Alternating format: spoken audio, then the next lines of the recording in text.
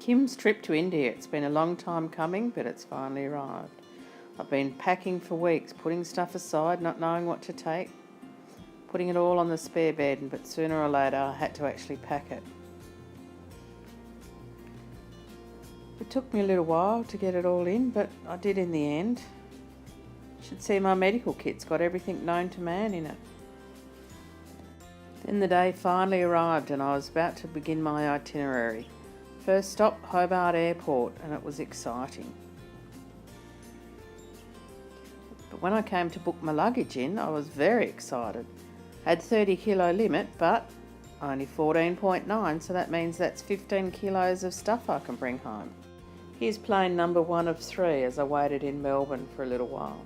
While I did that, I got some rupee. They're funny looking things and they come in huge amounts. This is about 3 o'clock in the morning in Singapore as I waited for the next plane. And this is what I found when I went to the toilet. It's the way things are going to be in India, I think. 5:30 in the morning in Delhi. Do you think my bag would come around that carousel? But it did in the end. The first thing I noticed on the drive into Delhi was that everyone was blowing their horn, just like it says on the back of that truck. So I got myself a driver and went out for an adventure. And the tuk-tuks are piled up just like you see on the telly. They're old televisions on the back of that one. There were lounges, there were fridges, there were all sorts of things piled high. And I know those gas bottles wouldn't pass our safety standards. Just like this wiring wouldn't either.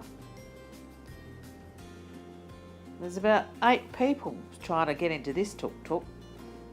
So the first tourist spot we went to was the Jama Masjid Mosque. It was a beautiful building. It cost 250 rupee for the privilege of taking photos, but that's like $5 entry fee. Then we went to the Red Fort, beautiful red sandstone building that was absolutely huge. Used to be an army barracks apparently. The buildings are in disrepair unfortunately, and it would cost millions to actually restore them. There's all sorts of animals around Delhi. I saw lots of stray dogs. I saw a goat, some pigs, a sheep. This funny little fellow looks like a squirrel, who I thought was going to be rare, but there were heaps of them around in the end. And then we saw some monkeys as well. It's a beautiful pink bougainvillea that's in the Mahatma Gandhi Memorial Park, where they've got an eternal flame for him. And here's a statue of him in the park as well. Apparently Sunday is a big Hindu day, and they put these limes and chilies on their cars to ward off evil spirits. This is the Lakshmi Narayan Palace. It's a Hindu palace. You weren't allowed to take photos inside, but it was absolutely beautiful. Here's one of the elephant statues outside. This was Safta Fang's tomb. It was a huge palace and it was amazingly big gardens, very ornate. Beautiful sculpted ceilings. And these are some of the government buildings, huge government buildings made out of sandstone. This is looking down towards India Gate. Apparently it was a battle there and lots of Indian men were killed. There's a nice fountain there. The kids were all swimming in the smelly water.